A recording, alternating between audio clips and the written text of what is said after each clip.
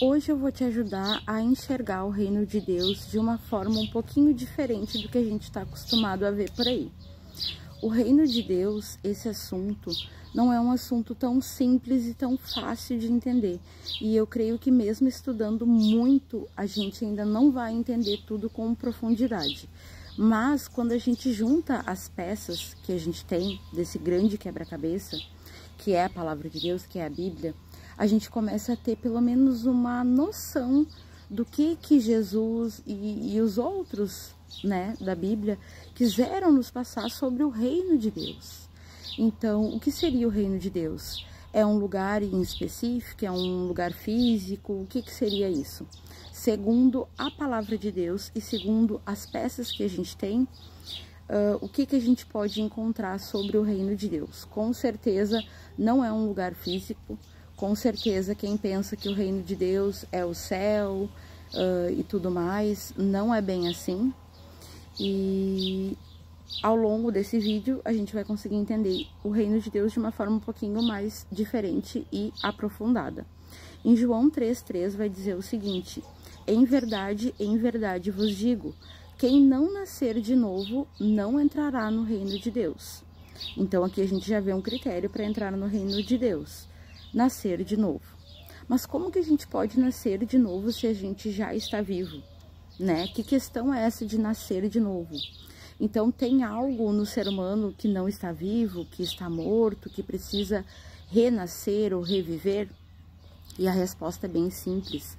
E a resposta está lá em Gênesis 1, no princípio, na criação, quando Deus dá uma ordem a Adão, entende, para que ele não coma do fruto da árvore da vida, porque no dia em que ele comesse, certamente ele morreria.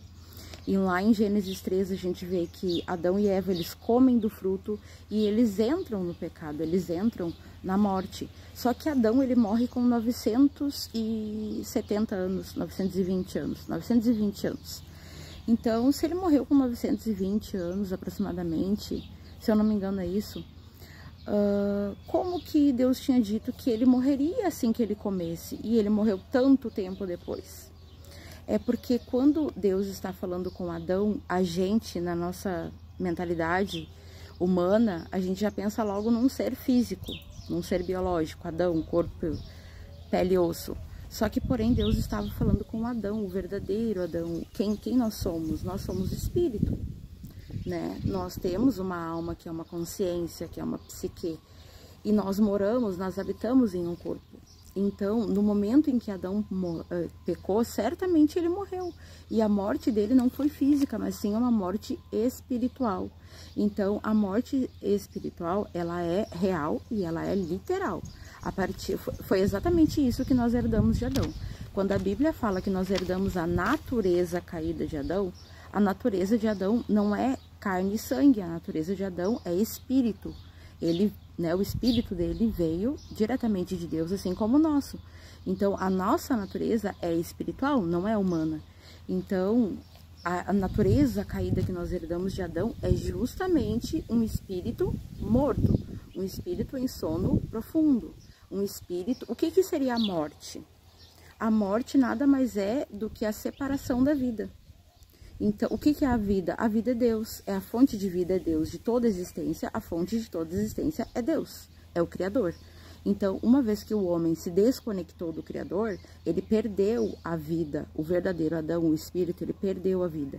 E é justamente por isso que o Messias vem e ele nos traz o Espírito Santo.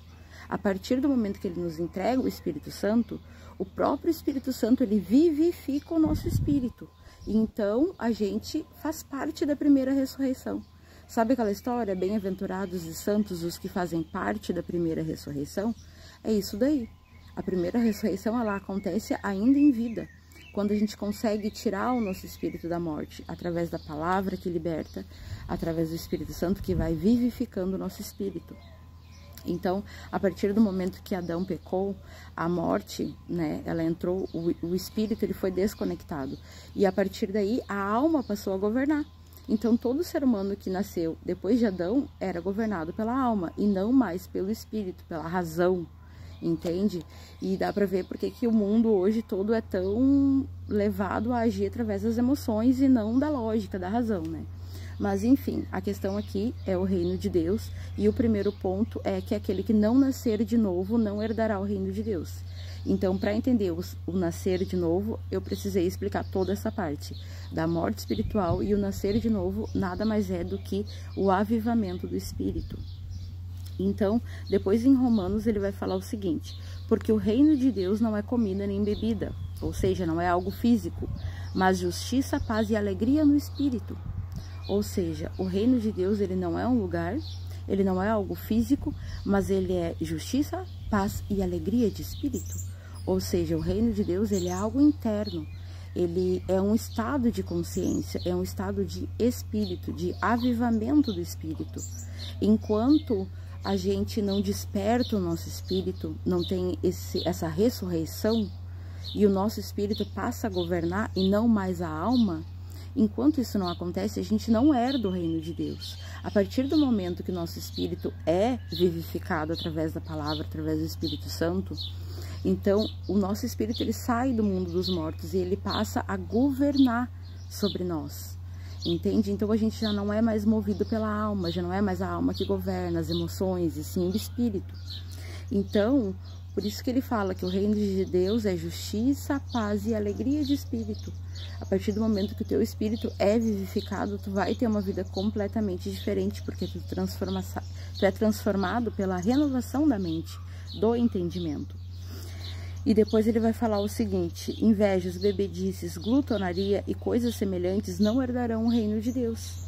Até porque se uma pessoa ela tem um espírito que está governando, ela jamais vai entrar em bebedice, glutonaria e coisas semelhantes, porque é um estado de espírito, é um estado de consciência.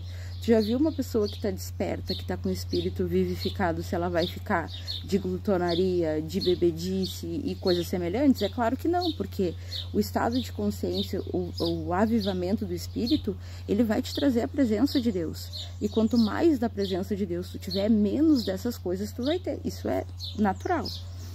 E então, o reino de Deus, como eu falei, ele é um estado de consciência, um estado de espírito, é um nascer de novo, é um espírito vivificado, é aqueles que fazem parte da primeira ressurreição. Entende? O primeiro a fazer parte, a entrar nessa primeira ressurreição foi o próprio Messias. Quando a gente olha para a vida de Jesus, a gente vê que ele era uma pessoa que não era a alma que governava, e sim o espírito. E em várias vezes, quando a gente olha para a vida dele, a gente vê que ali quem governava era o espírito e não a alma. E exatamente por esse motivo que ele fazia milagres, que ele curava pessoas, que ele expulsava demônios, entende? Porque ele era uma pessoa de carne e sangue como nós. Porém, ele tinha o espírito vivificado, e tudo isso aconteceu através de esforço, através de trabalho. Jesus, ele teve que ir para a palavra, ele teve que conhecer a palavra, ele teve que se encontrar na palavra. Já é difícil para muitas pessoas crerem nele, imagina para ele mesmo crer nele. Imagina para ele mesmo olhar nas escrituras e saber que ele era aquele ali profetizado. Ele também teve que crer. O primeiro a crer de verdade teve que ser ele. Ele teve que crer naquilo que Deus tinha para ele. Então, ele teve o espírito vivificado. Jesus foi o primeiro homem, depois de Adão, que teve diretamente a presença de Deus. Entende? Ele era um homem que o espírito governava sobre ele, não a alma, jamais, em hipótese alguma. Então, o reino de Deus, ele é um estado de consciência, ele é o reavivar, é o avivamento do espírito, é a primeira ressurreição, e ela acontece quando a gente ainda não morreu, mas o espírito, ele já vem desde o nosso nascimento, nesse sono de morte. E depois em Marcos 10 vai falar o seguinte: quem não receber o reino de Deus como uma criança, de maneira nenhuma entrará nele.